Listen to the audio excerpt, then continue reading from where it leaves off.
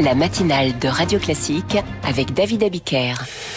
Stéphane, votre invité, c'est François Monnier. Avec AG2R La Mondiale, spécialiste de la protection sociale et patrimoniale en épargne, retraite, santé, prévoyance. Le directeur de la rédaction du magazine Investir. Bonjour François. Bonjour Stéphane. Bienvenue sur Radio Classique. Un nouveau contrat géant cette semaine a été annoncé dans l'intelligence artificielle. OpenAI, la société qui est derrière ChatGPT, va débourser 38 milliards sur 7 ans pour utiliser le cloud d'Amazon Web Services. C'est énorme. Et pourtant, les marchés sont restés relativement tièdes. Oui, ça c'est un phénomène nouveau. D'habitude, lorsque OpenAI fait une annonce, eh bien, ça met en ébullition tout le secteur de l'intelligence artificielle, la tech et l'ensemble des marchés financiers, Wall Street en tête. Et là, finalement, cette annonce s'est fait quasiment dans l'indifférence, ce qui amène à se poser des questions. Est-ce qu'on n'assiste pas à un tournant dans cet engouement pour l'intelligence artificielle? Il faut voir que cet engouement, il remonte au lancement de ChatGPT en novembre 2022, donc quasiment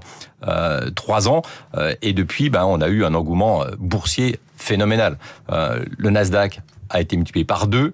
On a des acteurs comme Nvidia qui ont été multipliés par 11, alors que dans le même temps, le CAC 40, lui, il n'a progressé que de 20%. Donc se poser des questions, est-ce que c'est juste le Nasdaq qui a un petit coup de mou, des signes de fatigue, ou est-ce que la fête est finie dans l'intelligence artificielle? Ça, c'est la question que tout le monde essaie de résoudre. En tout cas, on travaille sur ce sujet. Toutes les banques se mettent à plancher sur l'histoire des bulles. Comment se passe la création d'une bulle? Est-ce qu'on arrive à la fin d'un cycle?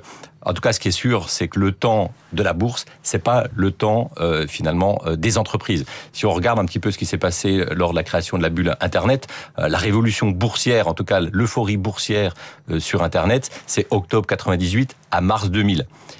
C'est là qu'on a eu une explosion de toutes ces valeurs tech, notamment américaines et du Nasdaq. Mais finalement, la vraie révolution industrielle, elle est arrivée beaucoup plus tard. Les réseaux sociaux sont apparus 4 ans après l'éclatement de la bulle Internet. Facebook a été créé en février 2004.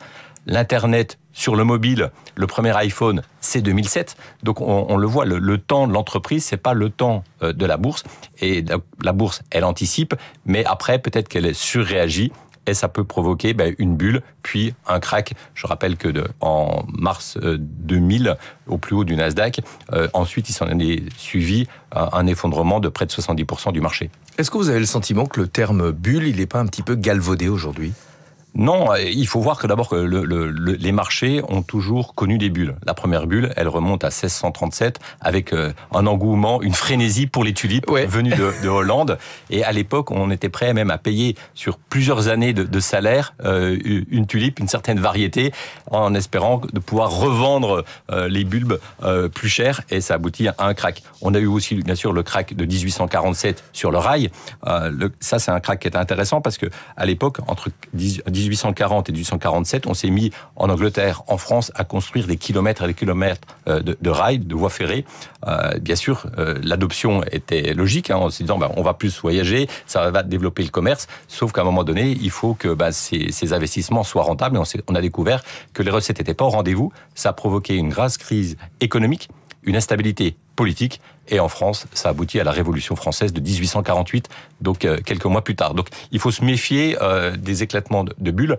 Et là, bien sûr, lorsqu'on fait référence à la bulle intelligence artificielle, on regarde ce qui s'est passé avec Internet. Avec Internet, on le voit, et un phénomène de bulle s'accompagne toujours de la même manière. D'abord, il y a une sorte de projet, un projet qui provoque une adhésion générale.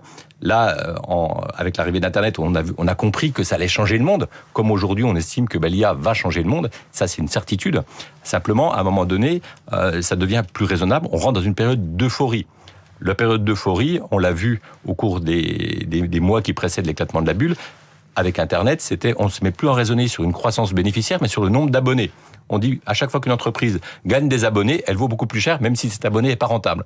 Là, aujourd'hui, on a vu que cette croissance, cet engouement pour l'IA était tout à fait sain jusqu'à septembre. Il était tout à fait sain parce que il s'accompagnait d'une croissance bénéficiaire. Si Nvidia a vu son cours multiplié par 11, c'est tout simplement que ses bénéfices ont été multipliés par 11 depuis l'arrivée de ChatGPT. Donc, pas d'engouement. Hausse extrêmement saine, solide. Sauf que depuis septembre, on ne raisonne plus en croissance des bénéfices, on regarde les méga contrats proposés par ChatGPT et on ne sait pas exactement comment ils seront rentables.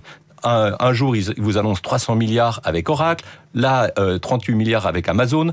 Donc, on accumule les milliards. On comprend pas très bien la valorisation. Parfois, il y a des échanges de titres. Ça devient extrêmement complexe. Et donc, finalement, on perd cette rationalité. Et là, on rentre dans une zone d'inconfort, de plus de volatilité. Et donc, il faut se méfier. Très vite, cette semaine, le patron de Goldman Sachs a un peu cassé l'ambiance. Il s'attend à une correction jusqu'à 20% d'ici 12 à 24 mois. Est-ce que c'est le moment de prendre ses bénéfices ? Oui, c'est plutôt sain de se dire qu'il y aura probablement une correction. On l'a vu avec l'engouement pour Internet. Quelques mois avant l'éclatement de la bulle, par exemple en janvier, donc la bulle elle a éclaté le 10 mars de 2000.